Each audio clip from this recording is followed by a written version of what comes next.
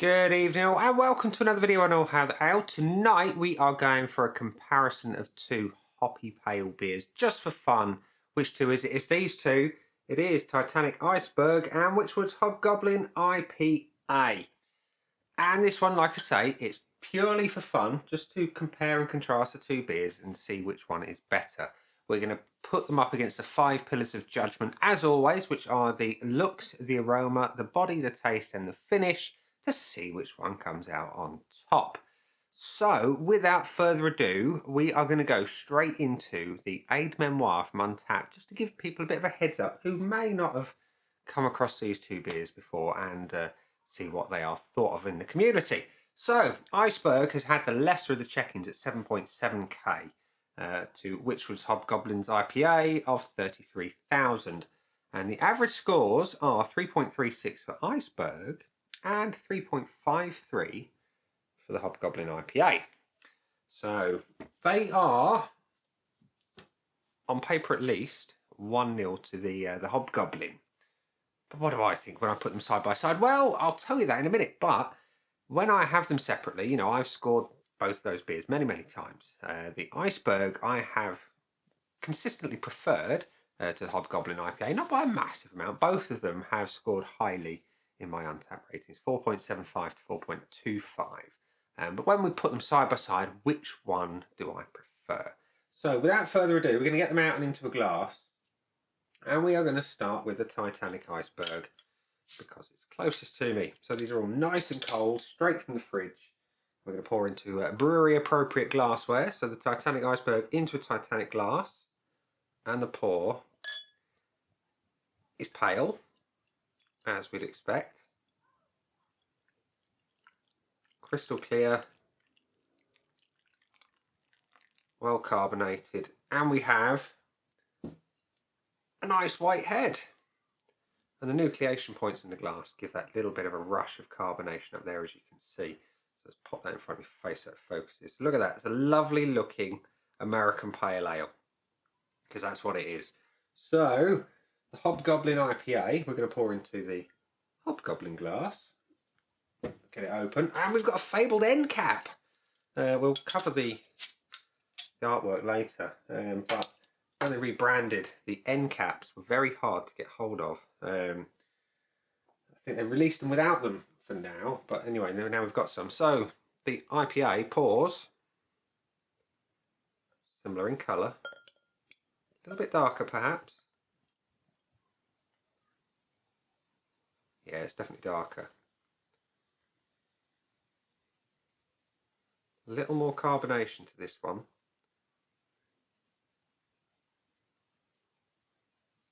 There we go. So that is a lovely colour. You've got more of a golden amber colour to the Hobgoblin IPA, whereas your Titanic Iceberg, as you can see, is quite clearly lighter. But yeah, they're both crystal clear. Both got nice white heads to them. And yeah, very, very similar to look at. Which one do I prefer the look of? Well, I will go with brutal honesty. I prefer the look of the Hobgoblin IPA because I always like a darker colour to the beer.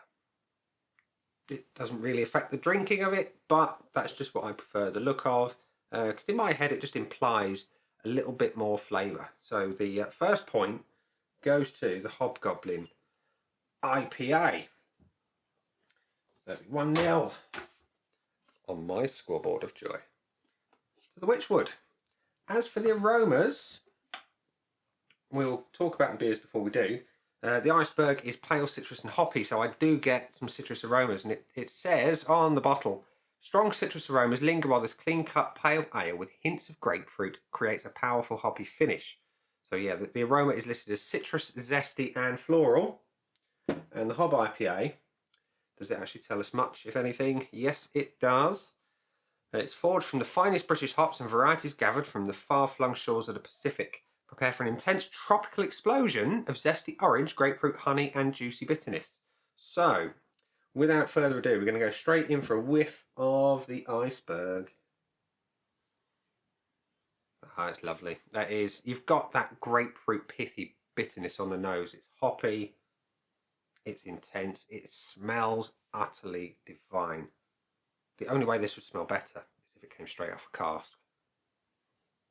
And if you've never tried Iceberg on cask, genuinely, boys and girls, get yourself to Stoke-on-Trent into a Titanic pub and get yourself several pints of it. It's amazing. Yep, so juicy, hoppy, grapefruit, pithy, bitter, and there's a beautiful malt coming in behind it as well. It's a nice balanced aroma. Superb. As for the hob, Hobgoblin, it is equally hoppy, but it's a different hop profile. It's a sweeter, slightly more sugary edge to it, but equally potent and slightly piney, which I appreciate in an IPA. But all told, I think I prefer the balance of the Iceberg. It's just that, it's key, it's the balance. You know, the Hobgoblin, whilst it's lovely in its own right, if you just want to be smashed around the face with hops and you don't have that malt sitting there behind it. Don't get me wrong, there is malt, but it's not as balanced. Yeah, so second blood goes to Titanic. So that's 1-1. And the body test comes next. On a beer of this nature, you know, a pale ale or an IPA, I look for a decent body. We're not talking stout or porter heavy. We're talking somewhere towards medium, and we're looking for a soft mouth feel with a good carbonation. So we're going to go straight in for a sip of the Iceberg.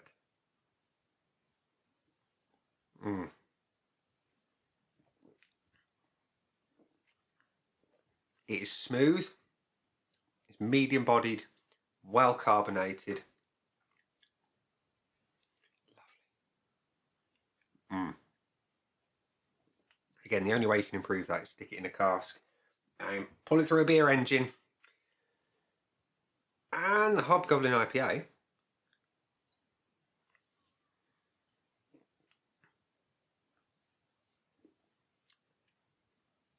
is slightly heavier. It's equally smooth. The carbonation on the hob it's good. Oh, bear with. Forgot about that, apologies. Yeah, so the carbonation on the Hobgoblin is spot on. It is really, really good. I have to go back for a score draw.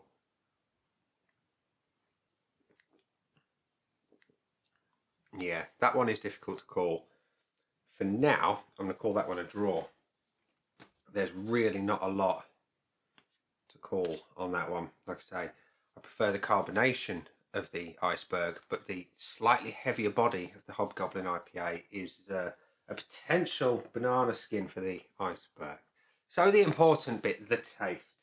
You know, so the Iceberg promises grapefruit and a powerful hoppy finish. Yeah. And the Hobgoblin IPA, zesty oranges and yeah, grapefruit, honey and juicy bitterness. Do they deliver on the brief? Let's find out. You already know, but we're going to do it for science.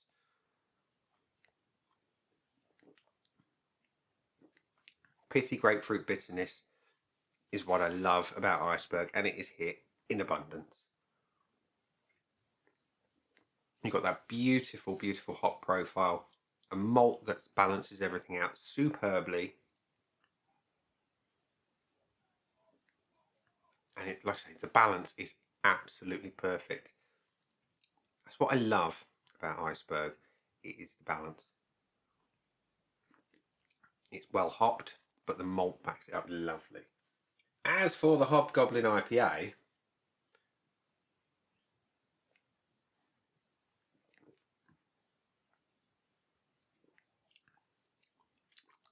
zesty orange? Maybe. Honey? Possibly.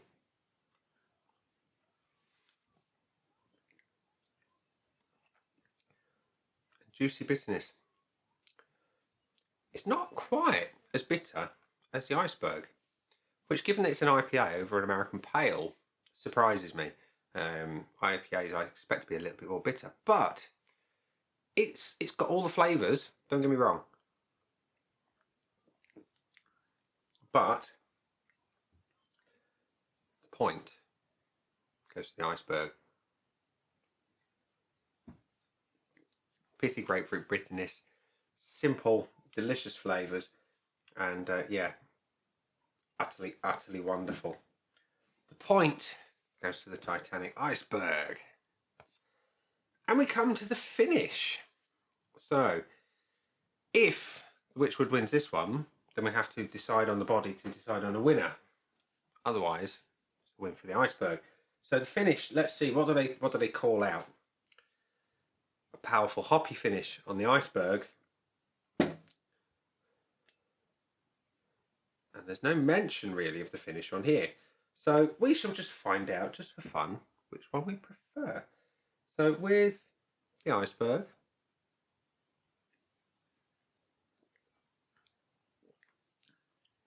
straight up, the bitterness lingers and it's quite dry.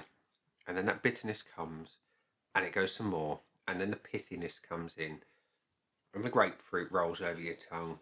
And then the malt just kind of mellows everything out towards the very, very back end of it and just makes you want more.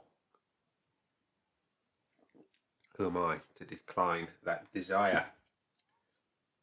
And the Hobgoblin IPA.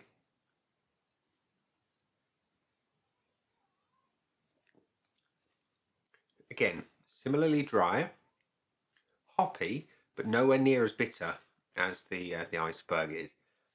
It's a sweeter finish, a little bit less hoppy.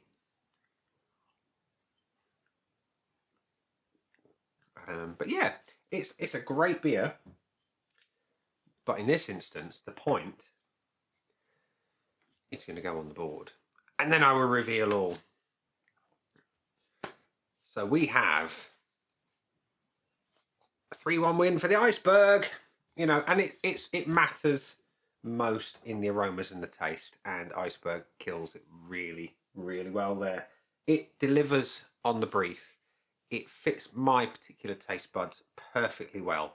And in my situation where I can't quite drink as much alcohol as I would perhaps like, for medical reasons, it comes in at a slightly more palatable 4.1% versus the 5.3%.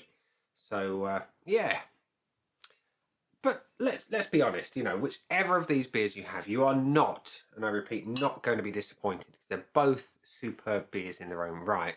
It just depends on exactly what you prefer. And in my instance, I prefer pithy bitterness and oodles of hops than I do just less of that. You know, it floats my boat. Great choice of words for a Titanic beer, particularly well. So yeah, like I say, you will not suffer with either. You'll thoroughly enjoy them both, and whichever you prefer is entirely up to you. So yeah, in this instance, for me, the Titanic Iceberg wins, but for you it might be the Hobgoblin.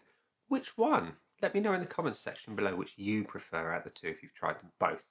So on that note, I'm going to end the video here. I'm going to say those have been the beers. I've been me. Down there are the buttons. You know what to do with them by now. And I'll see you again soon for another one.